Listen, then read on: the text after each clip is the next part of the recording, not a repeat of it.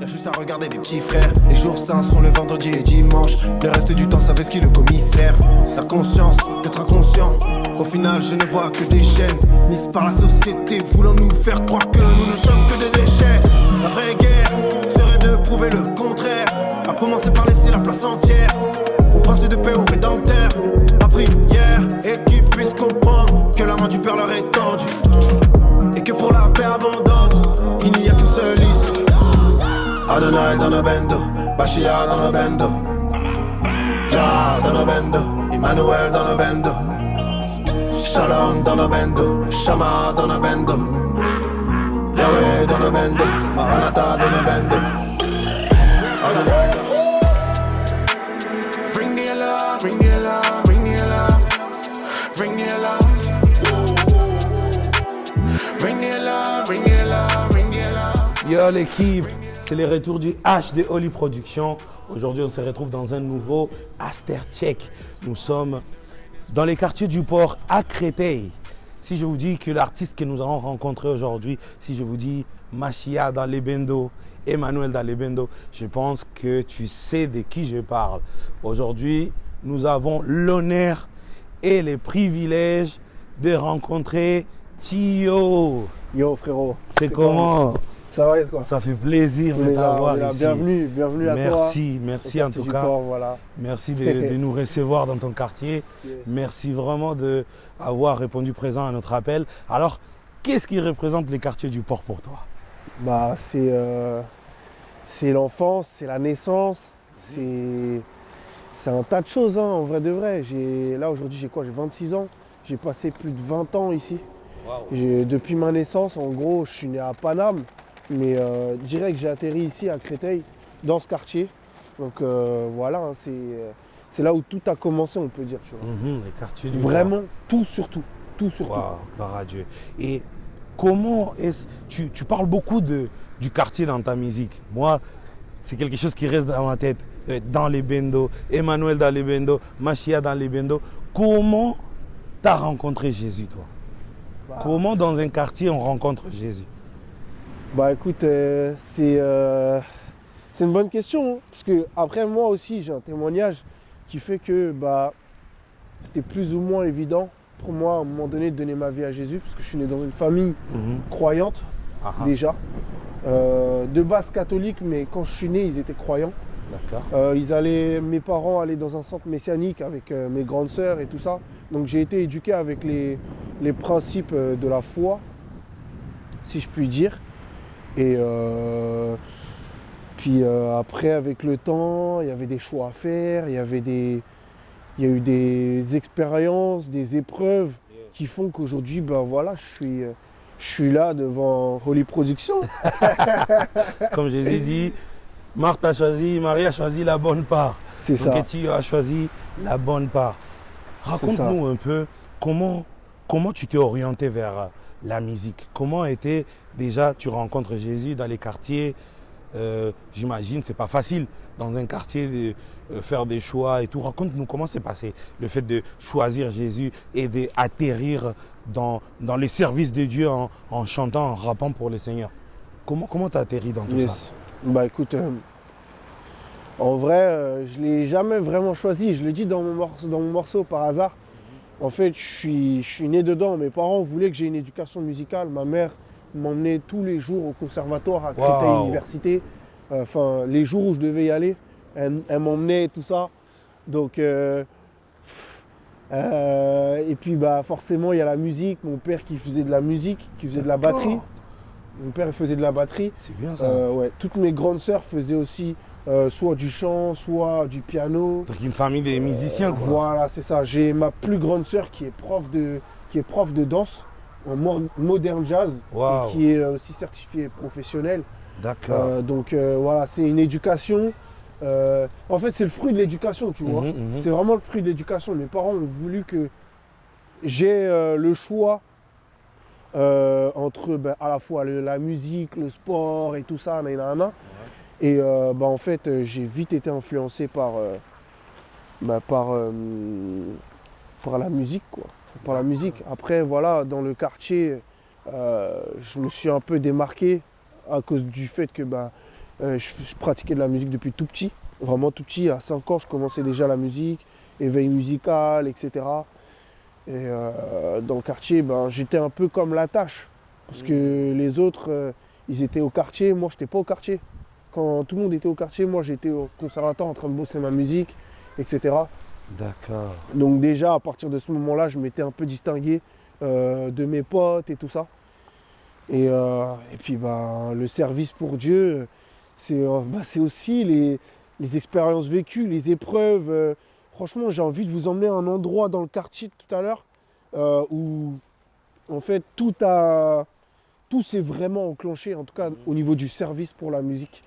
Donc peut-être tout à l'heure, ouais, si on a le temps, je vous y emmènerai. Bien. Et voilà. D'accord. Et moi, j'aimerais savoir, quand on écoute ta musique, c'est vraiment les quartiers présents.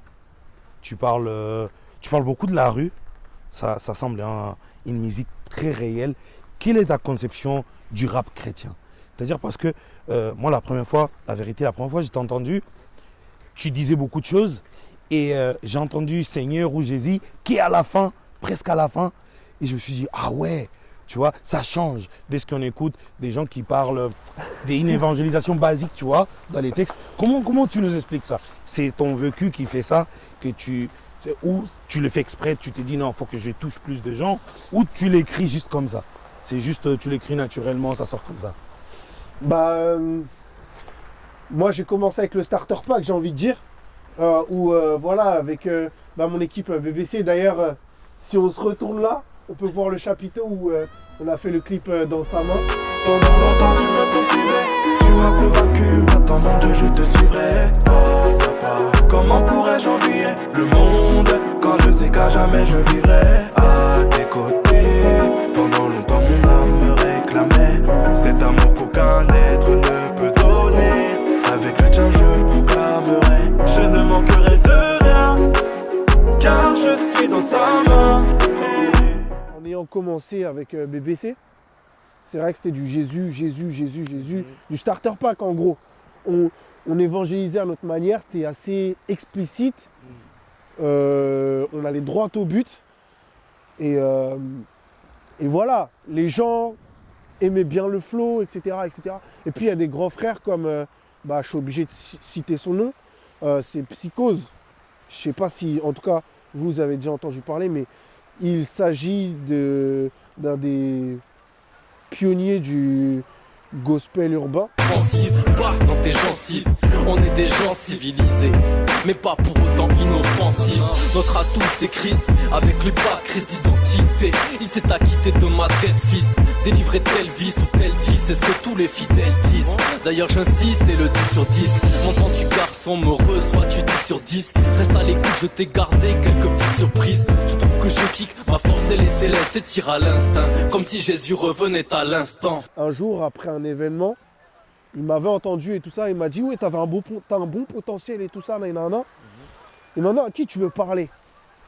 Et moi, j'ai dit, c'est vrai que de base, moi, j'aimerais bien parler à la rue, à mon quartier, etc. Nanana. Il a dit, mais dans ce cas-là, en fait, de la même manière que Paul, il était juif avec les juifs, grec avec les grecs, romain avec les romains, il y a un certain argot que tu vas employer en fonction de là où tu te situes. Tu vois, yes.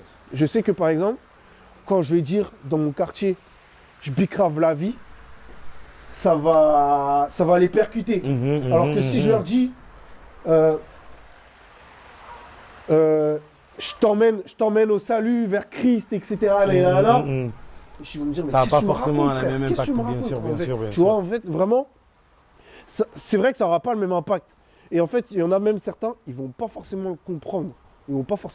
Mais vas-y, en fait, si je viens avec toujours le même objectif spirituel, que je dis, je bicrave la vie, et qu'en fait, je te dis aussi, je viens pour amener ton âme à Jésus, ça a la même signification, tu vois.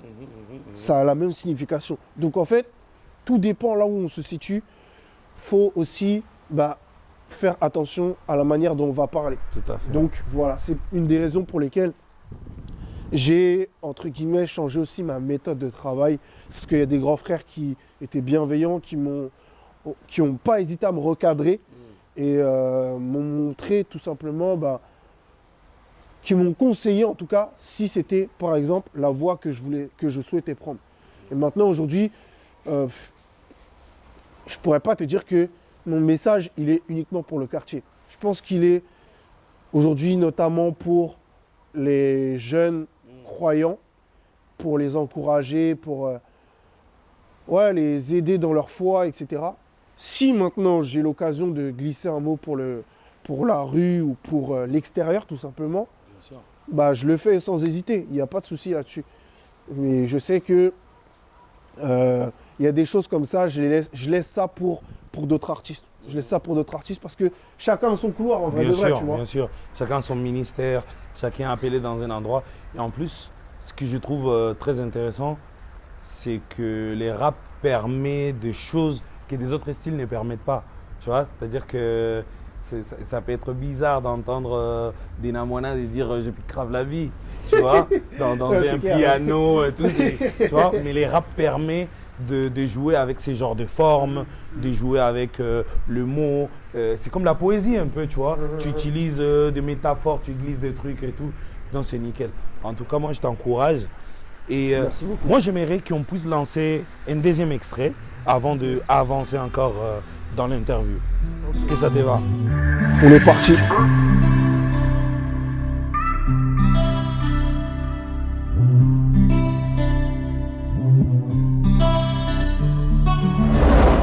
Si je suis là, c'est parce que maman m'a mené au conservatoire dès mes 5 ans. Elle m'a appris à persévérer dans mon art, tout en me faisant apprendre par cœur la vie de Mozart. J'ai jamais choisi cette vie, elle m'était imposée. Au lieu d'être avec mes potes, chaque soir je devais bosser. La patrie j'ai choisi, on m'entendait jusqu'en Irak. Heureusement qu'est passé par là monsieur jusqu'au Viac. Si je suis là, c'est parce que la rue n'a pas voulu de moi. J'ai capté ça depuis l'époque des guerres de territoire. Aujourd'hui ami peut être ennemi, et c'est pas en faisant vendetta qu'on fera la haine fuir. À l'époque on rêvait de courir après le ballon rond. Beaucoup ont fini par courir pour esquiver les balles en plomb. Du coup j'ai changé de bord, on m'a pris pour un bolos. J'en déduis qu'être un bolos, c'est être un bonhomme. Si je suis là c'est parce que ma sœur ne devait plus l'être, mais en lui accordant la grâce de vivre sur terre. En moi Dieu a soufflé des mots afin de le faire connaître et voir les gens du bendo être touchés par les poèmes, inspirés par le très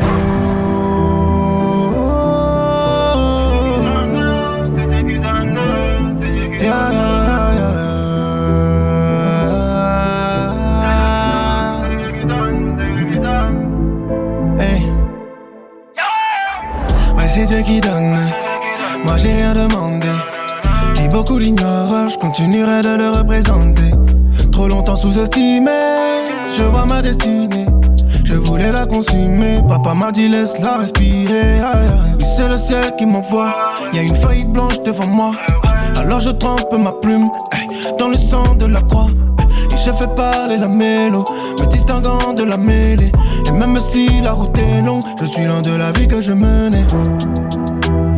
Je ne suis pas là par hasard. J'avais perdu le goût de la vie comme un Malabar, mais je l'ai retrouvé en goûtant à sa grâce. Appelle-moi Barabbas car il a pris ma place. Nous sommes toujours au quartier du Port, à Créteil, avec Tio. Et nous venons de changer d'endroit. Dis-moi, qu'est-ce qui représente cet endroit pour toi? Moi, c'est un peu l'intersection entre les bêtises, entre les vraies amitiés soudées. Ce coin-là du quartier, ouais, je me suis fait vraiment... Dans ce coin-là, je me suis fait vraiment des potes solides. Faut savoir qu'en plus, dans le quartier, en vrai de vrai, j'ai beaucoup de connaissances, mais des amis, j'en ai très peu. J'en ai très peu.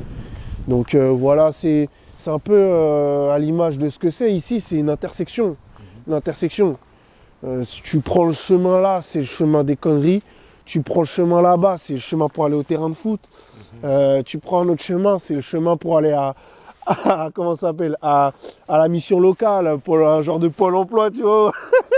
Voilà, c'est un peu l'intersection. Et du coup, voilà, ce serait ça. En plus, tu viens de dire un truc, j'aimerais rebondir sur ça. Tu dis, tu prends là, c'est les chemins de conneries, tu prends là. Et tu as dit, Ça, c'est les quartiers. J'ai beaucoup de connaissances. J'ai peu d'amis. Je pense que en ces moments, Dieu fait grâce dans le sens de que on a un rap, moi je dirais un rap gospel rap plus réaliste, qui parle beaucoup de la rue. Mais comment tu conçois toi la rue? Parce qu'il y a un paradoxe dans la rue. C'est comme si on parle de la rue, on dit des vérités, mais c'est comme si on parle de la rue parce que c'est à la mode de parler de la rue. Comment tu conçois ces paradoxes-là? Qu'est-ce que toi tu peux nous dire? Quel est ton ressenti vis-à-vis de ça? Bah déjà pour commencer, tout le monde n'était pas appelé à avoir le vécu d'un frérot qui est passé, que on salue fortement, D-Boy. Voilà, D-Boy, on sait tous que c'était le grand banditisme et tout ça. Il en parle dans sa musique parce que c'est ce qu'il a vécu, c'est son expérience. Moi, j'en parle d'une manière différente parce qu'en gros, si tu veux, la rue, je connais les codes, je sais comment ça se passe, je sais quelles sont les conséquences de certains actes, etc. Maintenant, on a toujours le choix dans la vie, tu vois. Et au moment où j'avais choisi choisi la rue. Mais en fait, la rue, c'est comme si elle ne m'avait pas choisi, tu vois ce que je veux dire? Oui. En gros, frère... pas pour tout le monde, quoi. Voilà, et en fait, t'es pas amené à avoir un vécu de street quotidiennement dans ta vie. Et cherche pas à non plus le délivrer dans ton témoignage de chrétien si t'as pas vécu la rue comme l'a vécu un D-Boy. Tu vois ce que je veux dire? En fait, aujourd'hui même, un peu dans le gospel urbain, on dirait que c'est à la mode de dire ouais, j'aurais pu vendre des plaquettes, j'aurais pu vendre des barrettes, j'aurais pu vendre de la coke, j'aurais pu vendre de la blanche et tout, j'aurais pu même me taper de la blanche et tout ça dans le nez. Mais frère, en fait, si t'as pas eu vraiment cette opportunité-là, n'en parle pas, frère. Ne viens pas parler au conditionnel. Ouais, j'aurais pu. Si en fait j'avais choisi cette direction-là, frère, t'as pas vécu ça. Viens pas nous déranger, tu vois. Viens pas nous déranger. En fait, raconte-nous ce que tu as vécu. Moi, les frérots, moi je l'ai dit, j'ai voulu de la rue, j'ai voulu être un mec de la street. J'ai été influencé par tout ce qui était influençable à l'époque, les GTA, 50 Cent, etc., la moula, tout ça, tu vois, tout ça, la vie un peu de, de gangster, tu vois, American gangster, entre guillemets. Tout à fait. Et en fait, frère, c'était pas pour moi. Je sais qu'un jour même, je l'ai compris vite, parce que je le disais un peu dans un son. Depuis l'époque des guerres de territoire, j'ai compris que la rue, c'était pas pour moi. Parce qu'en fait, à un moment, j'ai un pote, il s'est fait mêler, mais il s'est fait mêler d'une manière. Et en fait, je pouvais même pas rentrer pour aller l'aider. De toute façon, moi-même, en vérité, j'avais chaud de ouf. Les queumis, ils étaient là. C'était des gaps, frère, des présus, frère. C'était des présus. Ils étaient là, ils étaient en train de le défoncer, mon pote et tout. Mais il y avait une barrière. Et en fait, c'était devant mon ancien collège. Il y avait une barrière. Je pouvais même pas, genre, me dire, ouais, je vais sauter la barrière et je vais aller l'aider et tout. Qu'est-ce que je vais faire, le mec? Qu'est-ce que je vais faire, le mec suicidaire, tu vois? J'ai une raison, j'ai eu aussi une éducation, tout ça. Et en fait, je me dis, mais frère, ah ouais, d'accord. Il y en a peut-être, ils auraient fait les bonhommes à y aller direct et tout, rentrer dans le tas, quitte à se faire défoncer. Moi, j'avais ni la volonté, ni le vouloir, ni le faire, frère. J'avais ni le vouloir, ni le faire. Et à ce moment-là, j'avais compris que, en fait, tu vois, j'étais dans une intersection où je me disais, est-ce que, vas-y, je vais à la rue ou vas-y, je fais les choses sérieusement, tu vois. Et quand j'ai voulu choisir un peu la rue, en fait, j'étais dans une impasse, tu vois. J'étais dans une impasse. Pourtant, la rue, dans ma tête, je la voulais.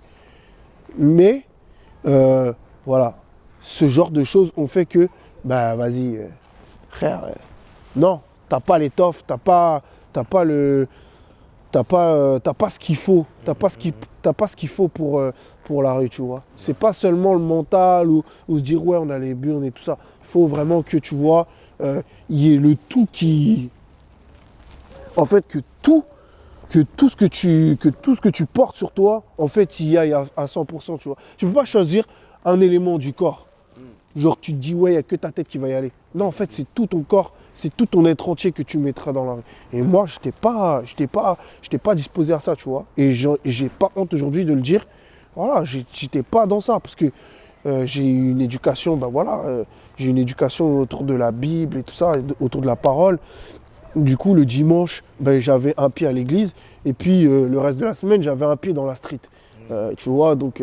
en plus, c'est intéressant. Tu vois, voilà. Donc, en fait, forcément, déjà, avec ce qu'ont semé mes parents, je pouvais pas faire comme si, la rue, frère, voilà, je m'y consacrais, tout ça, tu vois. Donc, c'est une des raisons pour lesquelles moi, je suis là. Je vais pas prôner la rue comme si, j'ai vécu ça. Oui, si vous voulez, je peux vous le dire. Oui, j'ai déjà eu des barrettes dans les baskets pour aller en vendre en Picardie à des clients. Mais frère, en fait, tu vois, voilà, qu'est-ce que ça m'apporte? En fait, qu'est-ce que ça glorifie rien en moi, en fait, tu vois. Ça glorifie rien dans moi. Et même, je suis même pas à l'aise de le dire parce que j'ai peur que des petits frères et des petites sœurs reproduisent ces bêtises que j'ai pu faire, tu vois. Parce que oui, je l'ai déjà fait. J'ai vendu, je me suis fait du bénéfice derrière le dos de certains grands, mais c'était ponctuel. C'était même pas comme si, c'était une grande durée, tu vois. C'était rapide parce qu'en fait, Dieu m'a fait vite comprendre que frère, la rue, moi, je t'attends pas là, en fait, tu vois. Et en fait, jeune, j'étais déjà, en fait, comme consacré, tu vois. Donc voilà, quand Dieu te consacre jeune, pourquoi tu perds ton temps à aller dans des distractions, la rue, tout ça, frère, voilà. Du coup, c'est pour ça que, vite, j'ai rapidement donné ma vie à Jésus. C'est aussi une des raisons pour lesquelles je me suis consacré vite au baptême, au service dans l'église et tout ça. À l'âge de 13-14 ans, je jouais déjà à la batterie, je servais à l'église et tout ça. Bien. Donc voilà, moi, un peu ce que je revendique, en quelque sorte, par rapport à la rue. Voilà. Franchement, bien. En plus, je prends vraiment ce que tu dis dans le sens de que tu as parlé des influences, tu vois, et dans le sens de que il y a des petits frères qui t'écoutent aussi. Et ce que tu dis, ça peut aussi les influencer, dans les bons comme dans les mauvais sens, et qu'il faut veiller à influencer dans un bon sens. En fait, c'est super intéressant.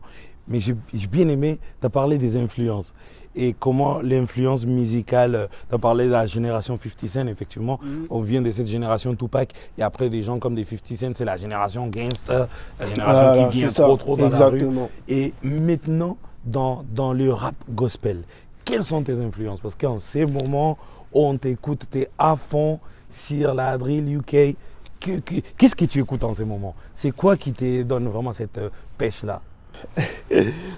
Là, tout de suite, là, on va dire, maintenant j'écoute, je m'intéresse à la drill UK du gospel. Vraiment, il y a des artistes comme 678 Nat qui me donnent des mots de tête, frère. C'est atroce. I'm different in it. Vision's clear like acrylics in it. Aim for the sky, no ceiling limit. I chose life, so I'm living in it. Got baptized, then get dipped in the water. No, I died, start swimming in it. BC was all about party, living in Central Scene, man, and pinging in it. Et il y a aussi, comment il s'appelle? J'ai oublié. Je crois, c'est ça. Even at the age of just 2-1, I was first in class, but I didn't have a first class. It was just full of 2-1s. Always raving, misbehaving, at the same time moving like a loose one. I wasn't into designer, but I was clicking designer. At the same time, I used to click Balenciaga with boots on. Et il y en a d'autres, hein. Par exemple, aux States. Et moi, il faut savoir que j'ai horreur maintenant d'écouter tout ce qui est anglais, anglophone et tout. Mais aux States, il y en a un, je peux pas m'empêcher de l'écouter, c'est 1K Pearson. Dès qu'il va faire un projet, je l'écoute. And now you know it's only up from here. No matter where we go, we keep it real. And always give your heart and dedication. No cap, shot at graduation. Dès qu'il va faire un projet, je l'écoute direct. C'est une dinguerie ce qu'il fait. Après, voilà, en France, je consomme ce qui se fait. Moi, faut savoir qu'en tout cas en France, j'ai une oreille très... j'ai plutôt l'oreille d'artiste ou de directeur artistique qui qui s'active parce que en fait, moi j'ai envie que je me mets pas en fait en tant que consommateur de musique quand j'écoute du français, mais plutôt en tant que directeur artistique. Je me dis, voilà, ok, est-ce que le frérot il a donné ce qu'il fallait pour que je me dis, allez, une certaine partie de la communauté puisse bien consommer sa musique et tout ça, tu vois. T'es plus dans l'observation, plus dans l'analyse. Exactement, ouais. Je fais des calculs, des maths, frère. Je fais des maths, laisse tomber. C'est des mathématiques. Pour moi, en France, c'est des mathématiques. Mais je suis content de le faire. Et je me dis qu'en France, enfin, il y a quelque chose qui est en train de monter. Oui. C'est magnifique, tu vois. Alors, en France, je peux te citer YQV, je peux te citer le Psalmiste, je peux te citer King David, MD, D-Boy, je peux t'en citer encore d'autres. Hein. Je peux t'en citer vraiment d'autres. L'haïtien, c'est un ancien en plus, mais qui a jamais de mal à se renouveler, à se développer. Il y a l'haïtien, il y en a plein d'autres, franchement. Et gros big up à tous qui font le travail. Continuez les frérots, moi je vous encourage à fond. Vraiment, je suis grave derrière vous, vous le savez déjà. Amen. Nous sommes arrivés à la fin de notre Astercheck. Moi, j'aimerais, Thio, te laisser devant la caméra, que tu puisses adresser un mot pas seulement aux gens qui te suivent, mais même à toute personne que tu voudras parler, que tu puisses les adresser un message et puis que le Saint-Esprit te guide. Yes. En fait, là, ça tombe bien parce qu'on est arrivé à un endroit qui est assez clé dans mon parcours spirituel. On est toujours dans mon quartier, c'est la fosse. En fait, là, il y a un terrain de foot. Des fois, même pour vous dire la vérité, des fois, je séchais le conservatoire, je séchais les cours du conservatoire pour aller jouer au foot là-bas, frère. Moi, c'est là-bas où j'ai fait mes marques dans le football, etc. C'est là où j'ai même, entre guillemets, un peu appris à développer mon football et tout. Et en fait, jeune, un peu plus jeune, donc dans les 18, 19 ans, tout ça, je comptais vraiment faire quelque chose de sérieux avec le football. Sauf que, en fait, j'ai consacré tellement de temps dans le football que Dieu, je lui ai plus donné la même place. Et du coup, en fait, dans ce coin-là, du coup, à la fosse, je me suis fait une lésion du ménisque au genou droit. Du coup, entre guillemets, carrière de football éteint, caproute, comme on dit. Et en fait, au moment où je me suis fait ça, les gars, je vous cache pas, j'avais une paix de ouf. Parce qu'en fait, je sentais Dieu me parler. Et à travers en fait, cette blessure-là, je me suis rapproché davantage de Dieu jusqu'à me consacrer à 100% à lui. Même j'ai appris en fait de mes erreurs passées. J'ai appris aussi à demander pardon à ceux à qui j'ai pu faire du mal et tout ça. Vraiment, si vous voulez, c'était un nouveau départ. Ce coin-là, c'était vraiment un nouveau départ. Alors maintenant, pour terminer, mon mot de la fin, ce serait mettez toujours Dieu en premier. Dans tout ce que vous allez entreprendre, mettez toujours Dieu en premier. Vous allez vous prendre des murs, vous allez foncer droit dans des murs, même dans des fosses, mais rassurez-vous, il va être là pour vous relever. Vous allez peut-être même vous faire des blessures comme je me suis fait. Il a fallu quand même une lésion du ménisque, une opération douloureuse pour que Dieu puisse me parler. Et sachez qu'en tout cas, Dieu, il parle d'une manière, d'une autre. Mais dans tous les cas, il parle. Et en plus, toutes ces choses qu'on vit, ça concourt à notre bien. Donc vraiment, force à vous. Soyez toujours guidés par Dieu et dans tout ce que vous faites. Et consommez notre musique, les gars. On a besoin de vous. Merci Thio. Merci à toi, merci à l'équipe Oli Productions. On est ensemble. C'était l'Astercheck de Oli Productions, les H. On s'est dit à la prochaine. Je suis Stéphane Raya derrière la caméra. Oli Productions, la prod, on est ensemble. Un grand merci à vous.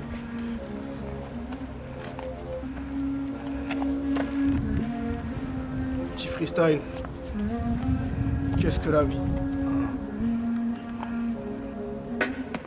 La vie Et pour ma part une autoroute sans fin, car j'ai choisi de laisser Dieu me guider sans doute, sans frein malgré les embûches ou les mirages d'impasse aujourd'hui. Je les vois comme un péage que je passe, je viens de loin, du creux de la vague au sommet de la montagne, mais sans le père, rien de tout ça ne serait surmontable. Et ça fait mal de voir tous ces gens prendre le sens inverse et les voir être dirigés par une main sans index. En effet, il est plus simple de descendre que de monter, et plus difficile de construire que de démonter. Tous ces routiers me dépassaient, si j'avais un gilet jaune il y a longtemps qui m'aurait écrasé. À leurs yeux je roule en sens interdit. Ce monde pour qui aimer son prochain est un délice, c'est un délire. J'ai l'air débile de faire de l'éternel mes délices. Mais si je débite, c'est j'estime que pour avoir la bonne voie j'ai les billes sur le périphérique. Ils tournent en rond comme des hélices, mais croient avancer, mais Dieu voit tout sur son satellite. En attendant, j'en ai vu beaucoup faire de l'autostop sur le trottoir, cherchant désespérément de l'espoir. Mais avant de faire du covoiturage, j'ai dû ranger ma caisse histoire d'avoir un bon témoignage. Aujourd'hui, il y a encore des miettes qui traînent. Peut-être que j'aspire pas assez à Dieu, ça reste ma prière quotidienne. Ouais, quand je vais plus vite que l'esprit, y a plus de garantie. Sur l'autoroute, quand je vois un dos d'âne, bah je ralentis, mon champ de vision s'agrandit. Ainsi va la vie sur terre. Je ne suis qu'un apprenti qui apprend vite à dépendre de mon conducteur. Si j'ai bien foi en lui, non, je n'aurais plus peur. Même si parfois j'ai le sentiment de se ramer. Ma force résume à savoir d'où je viens, sans savoir où aller. Mais je sais qu'un jour je te rejoindrai, papa. Mais je sais qu'un jour je te rejoindrai là-haut, là-bas.